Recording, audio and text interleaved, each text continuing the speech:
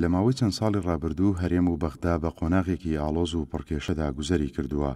هەرێم و بەغدا بۆ تێپەڕاندن و کۆتاییهێنانی کێشەکان پێویستی بە دیالۆگ و گفتوگۆی ورد هەیە.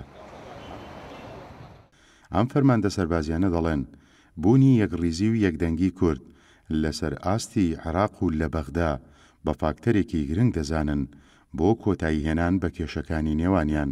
ئەبێ یەکڕیزی میلەتی کورد لەسەر هەموو شتێکەوەیە. ئەو سابم بەو یەکڕیزەی باست کرد مێزی گفتوگۆ ئەتوانێ چارەسەر ئەبێ بیکەن ئەگەر نەیکەن چیەکەنینی خۆیمە دوژمنی یەکتری نین.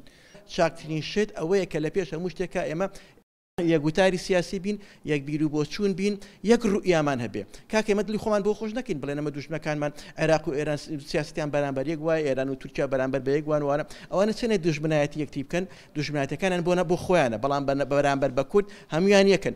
حکوومەتی هەرێم کە ئەوەی با بڵێن ئەمریکاش فەرماندە سەربازیەکان ڕوونی دەکەنەوە تاکە ڕێگە بۆ باشبوونی پەیوەندیەکانی هەرێم و ناوەند دروستکردنی متمانەیە کە ئەویش دەبێت لەسەر بنەمای بەرژەوەندی گشتی و تێپەڕاندنی قەیرانەکان بێت و دەستور بکرێتە بنەما بۆ چارەسەرکردنی کێشەکان.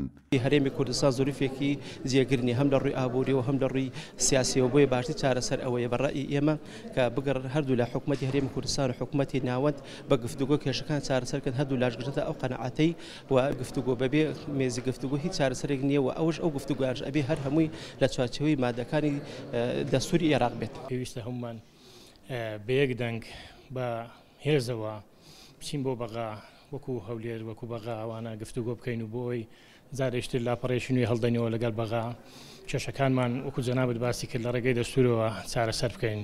چونکە مادام دەستورێک کە کاتی خۆی ئەمە خۆشمان دەنگمان پێداوە باشترین چارەسەر بۆ هەموو لایەک و ئەو کاتێ دەبێتە گرنتێکی نێودەوڵەتی و هەموو لایەنی با بڵێن دووەلیش پشتیوانیمان دەکاو.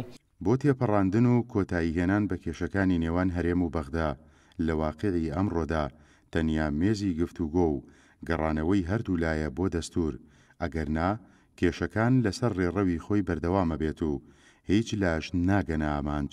پێشڕەو مەجید، گەلی کوردستان، سلێمانی.